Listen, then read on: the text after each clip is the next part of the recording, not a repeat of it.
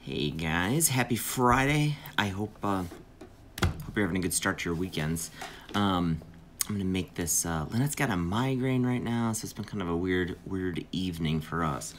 So I'm gonna share. So there was something interesting in the news this week. Front page of Wall Street Journal had this article about Domino's.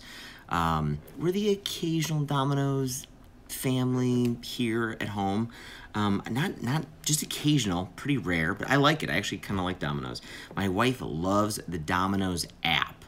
She's raved about this app. Not the pizza. I mean, we like the pizza. It's fine. I actually kind of recommend it. There's some new stuff they're doing there that's actually pretty good. But she raves about the app. And the Wall Street Journal article was all about the Domino's Tracker app. Who cares, right? The Domino's Tracker app has 480,000 plus reviews on the Apple App Store. It's got a 4.8 rating out of 5 stars. 4.8. It's like better than Google Maps, better than Facebook, I mean, better than Uber. People love the Domino's Tracker app. Why?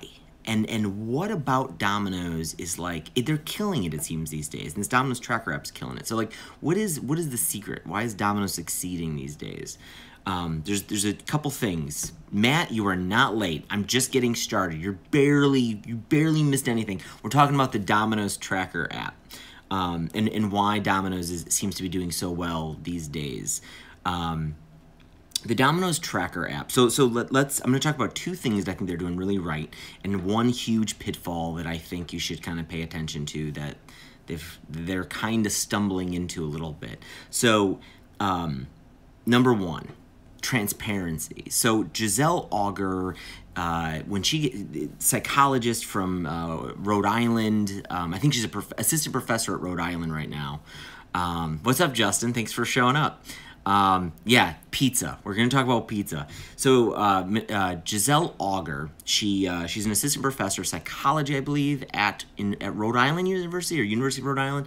When she got her PhD, she did this interesting study on transparency and basically kind of how transparency of an organization changes the behavior of people that are following that organization. So she did this study where she created these like fake news articles about fake companies and kind of manipulated people into whether or not this company was more transparent or less transparent about certain problems that were going on at the organization and what happens after that. And this isn't shocking at all. This is barely an interesting story because I think you're going to predict what she found. What she found was the more transparent these companies were, the more people were willing to do something with this company later on.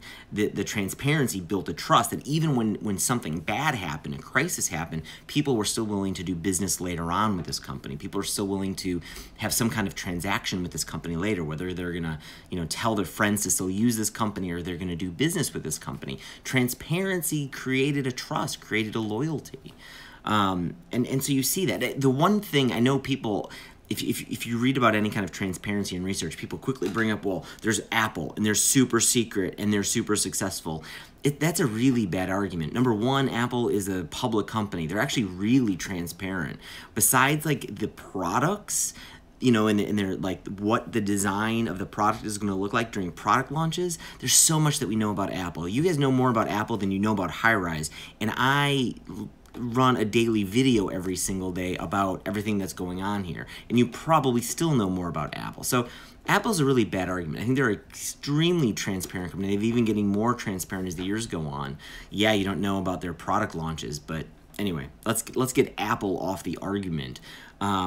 Transparency builds trust, and I think it really works out for these companies, and Domino's is doing it. They're opening up. That Tracker app shows you a transparency to making pizza and getting your pizza delivered that no one does, right? I mean, you can go to the app and know exactly when your pizza's in the oven, when it's getting delivered, who's delivering it, and it's this whole process that's opened up to you that hasn't been done before. It's pretty radical, and it's trust, and it's building trust with their customers. We try to do that here. I mean, that's one of the big reasons why I'm doing these YouTube videos. I try to open up a little bit more about who I am, what our business does, whether it's making business decisions or just trying to get life accomplished. You see my daughter throwing a fit or sick and us trying to just get back to bed and we're exhausted. And so that's a big lesson, I think, to take from the Domino's app. The second biggest lesson to take from this Domino's app is, and not just the Domino's app, but just Domino's in general. And it's, speaking of parents and showing me tired and trying to nurse a kid back to health, Domino's also, just this week, launched a baby registry. So if you're having a child, and you know, a baby registry, you know, typically people will go on like something like, you know, Target and get a baby registry, or you know, whatever kind of baby place to buy babies at. You can now register at Domino's. And this is a crazy idea, right? It's not crazy at all. They have a wedding registry, a Domino's wedding registry that they did earlier this year that was a huge success. So now they're getting into a baby registry. Domino's recognizes that it's like, it's not just about like automating coupons going out to everybody. They're like connecting on these life events.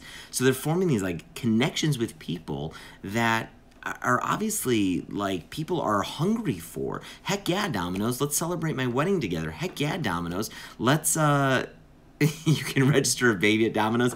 Not quite, but you can register for that you want a gift. So, you know, like new parents, they're exhausted, right? So like as a new parent, you don't want to cook. One of the first things that we try to do for new parents that we know is offer to like bring them food or cook a meal for them or bring frozen food to them. And so, yeah, like Domino's stepped into this conversation, and now you can, if you know some new parents, you can go to this Domino's baby registry and buy gift cards for these new parents to buy pizza.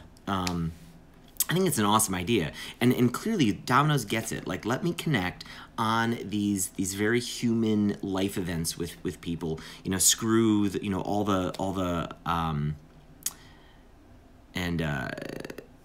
they openly admitted falling short of customer expectations and a big So these comments in YouTube Live, I don't even know who said that. I can't even pull up that comment.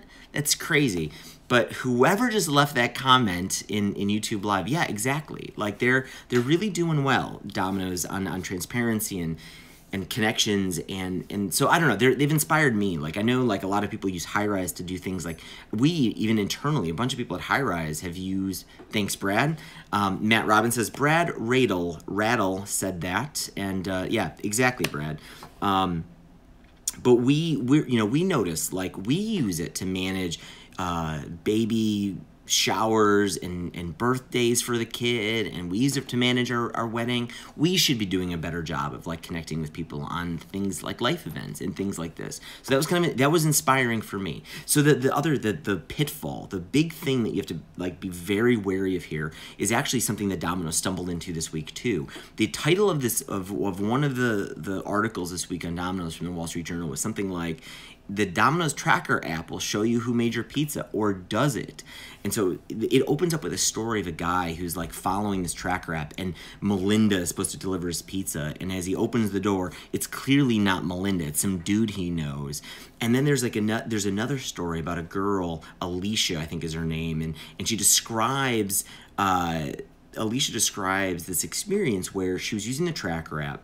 The tracker app said her pizza was delivered 20 minutes ago, or it was delivered. It was on its way. And so she looks on Google Maps. Oh, it should take just 20 minutes. It takes 15 minutes. But that's not the problem. The problem isn't that it took 30 minutes longer. The problem is that the pizza arrived steaming hot, as if it really was made probably just 15 minutes ago.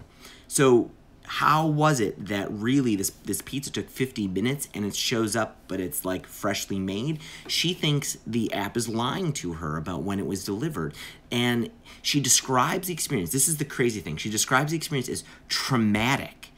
This is, I think, like a huge red flag. Like once you start fooling with not just fooling, but once you start opening up these connections and transparency and forming this kind of trust, like when you screw up or if you fake stuff, if this Domino's app is faking stuff, you're not just like dealing with like app crashes or bugs, you're betraying people. And this is a much stronger thing that you're fooling with than just putting out a buggy app that doesn't work.